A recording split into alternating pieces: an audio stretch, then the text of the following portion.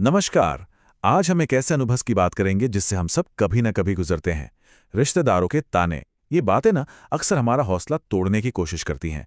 पर क्या हो अगर इन्हीं बातों को हम अपनी तरक्की की सीढ़ी बना लें? तो चलिए देखते हैं कि इस नेगेटिविटी से ऊपर उठकर अपने लक्ष्य पर फोकस कैसे किया जाए।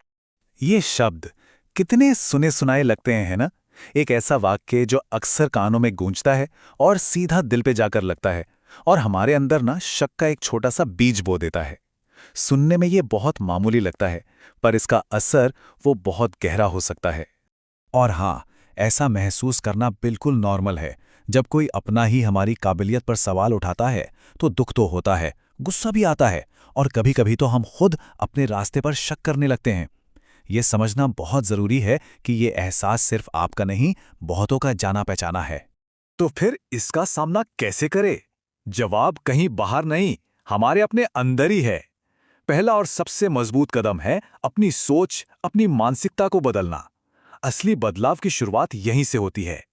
एक बात समझिए, जब कोई ताना देता है तो वो असल में अपनी सीमाओं, अपने डर और अपने अनुभवों के दायरे से बात कर रहा होता है, आपकी सच्चाई से नहीं।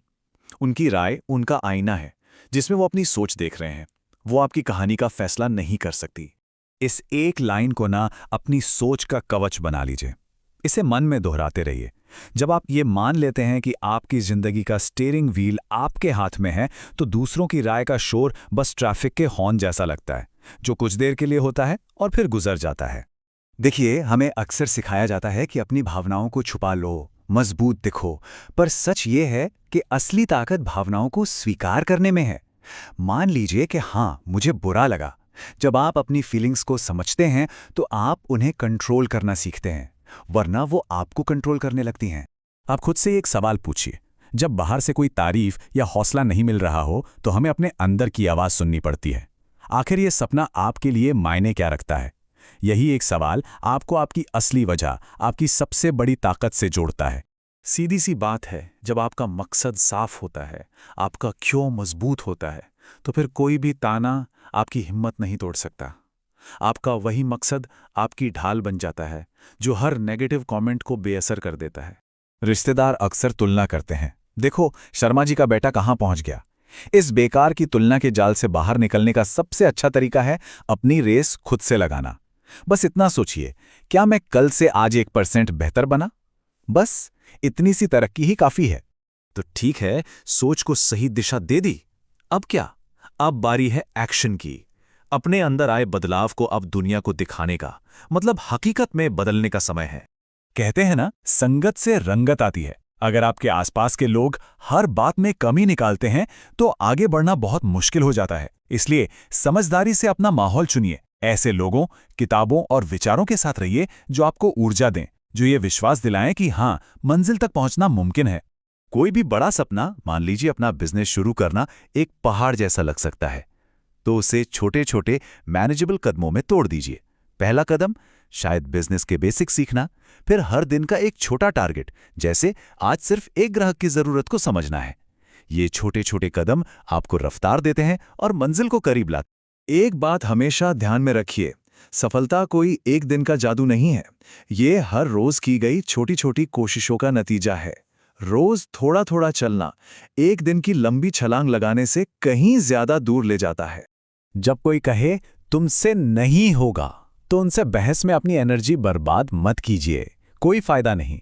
बस मन में शांति से ये संकल्प लीजिए, इस आग को बदला लेने के लिए नहीं, बल्कि खुद को हर रोज आगे बढ़ाने के लिए इस्तेमाल कीजिए।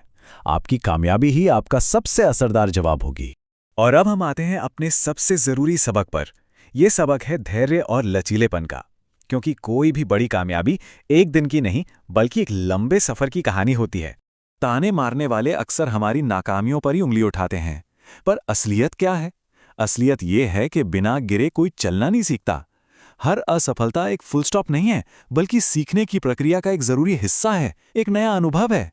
तो जब भी आप असफल हों, निराश होने की जगह खुद से बस ये एक सवाल पूछें। ये सवाल हर नाकामी को एक सबक में बदल सकता है, जो आपको पहले से ज्यादा मजबूत और समझदार बनाकर अगली कोशिश के लिए तैयार करेगा। दूसरों को कुछ साबित करने की दौड़ में मत पड़िए। ये एक जाल है। असली लक्ष्य ये होना चाहिए कि दिन के आखिर में जब आप आईने में खुद को देखें तो अपने काम और अपनी कोशिशों पर गर्व महसूस कर सकें। असली जीत तो यही है। जरा सोचिए इस बात की गहराई के बारे में। सफलता में वक्त लगता है, धैर्य रखना ही होगा। जैसे एक बीज को सही देखभाल मिले तो वो धीरे धीरे बढ़ता जरूर है, ठीक वैसे ही आपकी मेहनत भी एक दिन जरूर रंग लाएगी। बस प्रक्रिया पर भरोसा रखिए। तो चलिए फटाफट से इस पूरे सफर को एक नज़र में समेटते हैं। ये वो रास्ते हैं जो आपको मजबूत बनाएंगे।